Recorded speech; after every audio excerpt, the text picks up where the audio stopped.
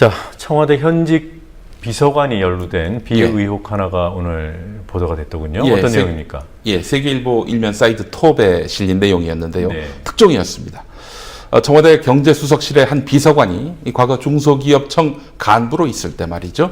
창업투자사 대표로부터 금품과 향응을 제공받았다는 의혹입니다.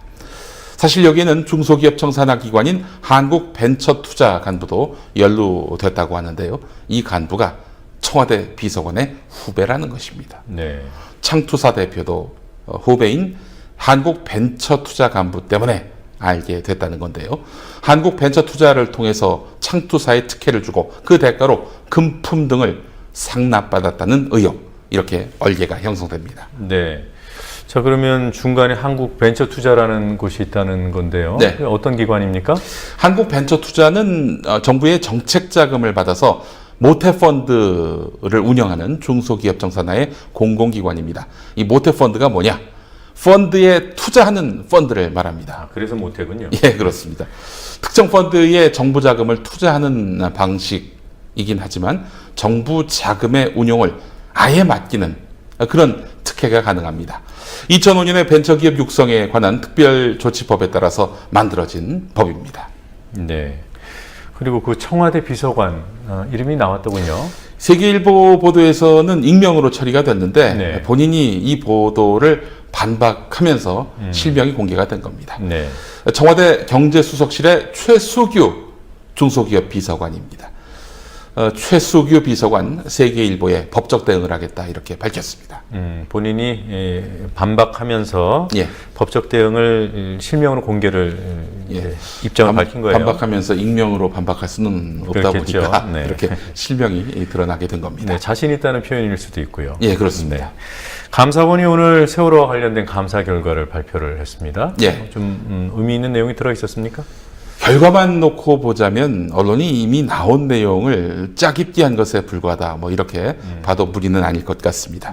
뭐 이런 거죠. 무리한 선박 운항, 선원들의 무책임, 그리고 정부의 초동 조치 미숙. 이게 감사 결과의 개요로 발표가 됐습니다. 감사 대상인 해양수산부와 안전행정부, 해경, 그리고 한국선급, 해운조합 등이 있었는데요. 정부의 재난대응 역량 부분이 감사 목적 중에 하나였지만 여기서 왠지 뭔가 하나 빠져 있는 것 같지 않습니까? 바로 청와대입니다. 청와대는 아예 이번 감사 대상에서 배제됐습니다.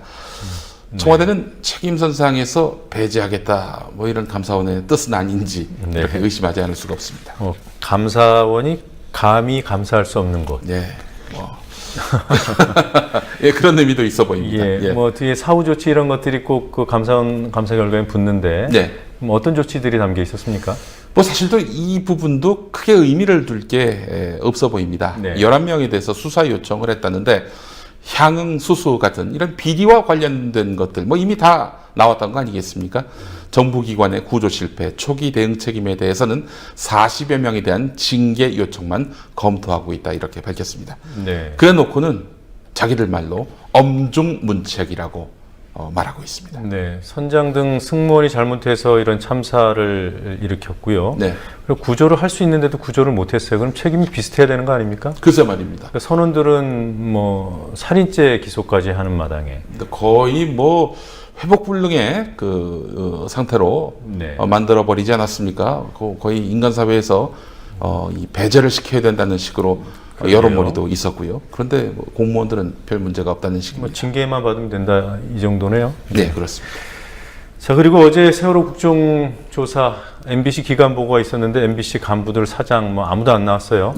뭐 동행명령장을 발부하자 이런 논의가 있었던 것으로 압니다만 어떻게 여당이 됐습니까? 강력하게 요구를 했었는데 뭐 여당은 피식 뭐 웃었다는 그런 풍문도 있고요. 어디까지 풍문입니다.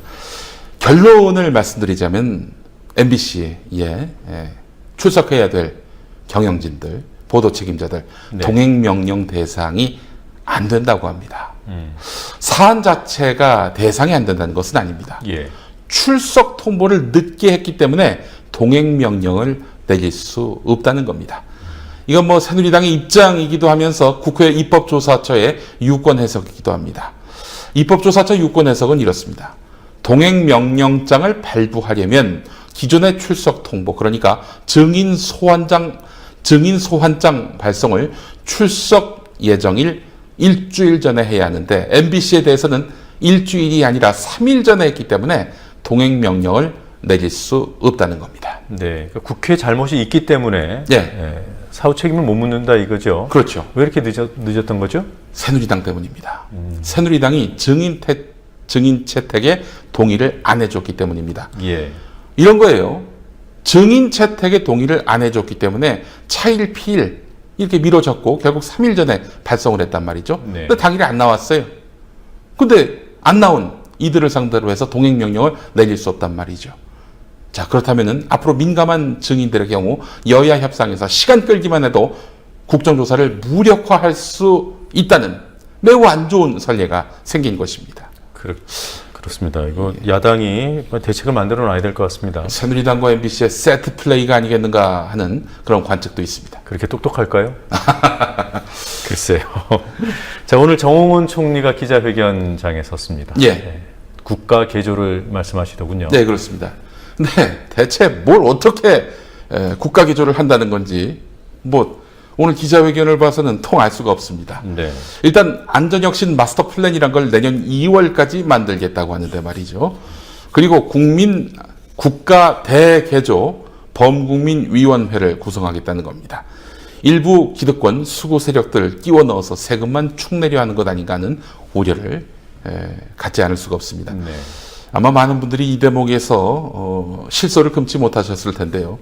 정홍원 총리 매주 토요일을 민생 소통의 날로 정하겠다고 합니다. 민생 소통의 날.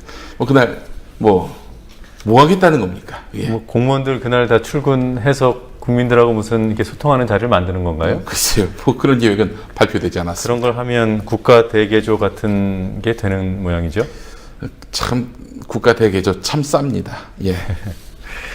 자, 오늘 법원에서 간첩 조작 사건과 관련된 공판 2건이 열렸더군요. 예. 우선 그 간첩 조작의 피해자인 유우성 씨가 불법 대북 송금 혐의로 검찰에 기소당했습니다. 네. 소송 쟁점 정리를 위한 준비 기일 공판이 그래서 오늘 열렸는데요. 유우성 씨의 불법 대북 송금 혐의는요, 검찰이 과거에 이미 기소유예한 사건입니다. 과거에 이미 기소유예한 사건을 다시 들춰내는 겁니다. 뭔가 수상하지 않습니까? 간첩 조작, 이 과오가 드러나지 않았습니까? 검찰이 이 과오를 감추기 위해서 탈북자 단체의 고발을 구실 삼아서 이 유우성 씨를 재기소한 것 아닌가, 이런 해석이 많습니다. 오늘 공판에서 유우성 씨 측은 검찰이 탈북자 단체에 이미 끝난 사안의 정보를 흘려서 그들로 하여금 고발하게끔 했다, 이렇게 주장을 했는데요. 네. 자, 오늘 그리고 또 어떤 공판이 있었습니까? 예, 간첩 조작에 가담한 사람들에 대한 재판도 진행됐습니다. 가담자들에 대한? 예, 가담자들입니다. 네. 오늘 국정원 협조자로 불리는 조선족 김모 씨에 대한 공판이 열렸는데요. 김모 씨는 지난 3월에 검찰 조사를 받은 뒤 자살을 기도한 인물입니다. 국정원이 이 조선족 김모 씨를 통해서 위조된 서류를 만들어서 간첩 사건 조작을 했던 것은 이미 다 밝혀진 사실이죠. 예. 여기에 더해서 오늘 김모 씨는 자신이 검찰 조사를 받기 전에 국정원 직원들과 함께 지내면서 검찰에서 무슨 진술을 할지 요구를 받았다고 이렇게까지 증언을 했습니다. 국정원 직원들이 서류를 돈 주고 받았을 뿐 위조 여부는 몰랐다라고 진술하라, 이렇게 시켰다는 겁니다. 이쯤 되면은 국가정보원이 아니라 국가조작원이라고 해도 이거는 전혀 무리가 안 될 것 같습니다. 앞서서 조선족 김모 씨는 유우성 씨에게 용서를 빈다는 이런 편지를 보내기도 했습니다. 네. 자, 끝으로 오늘 언론에서 크게 다룬 기사 한 가지가 더 있었는데요. 예. 경제 기사죠. 예. 그 삼성전자의 어닝 쇼크. 예. 어느 정도 벌었길래 쇼크입니까?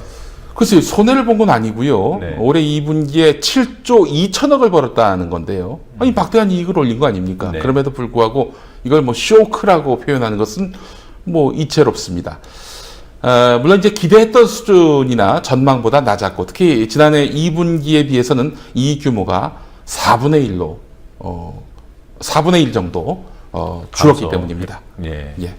이러한 이익 축소, 이거는 모바일 분야, 그러니까 스마트폰에서 판매가 확 줄었던 데서 기인된 건데요. 과거 삼성 매출이 올랐던 것도 스마트폰 때문이고 이번 실적 악화도 이 스마트폰 판매 부진 때문이라서 이런 말이 나옵니다.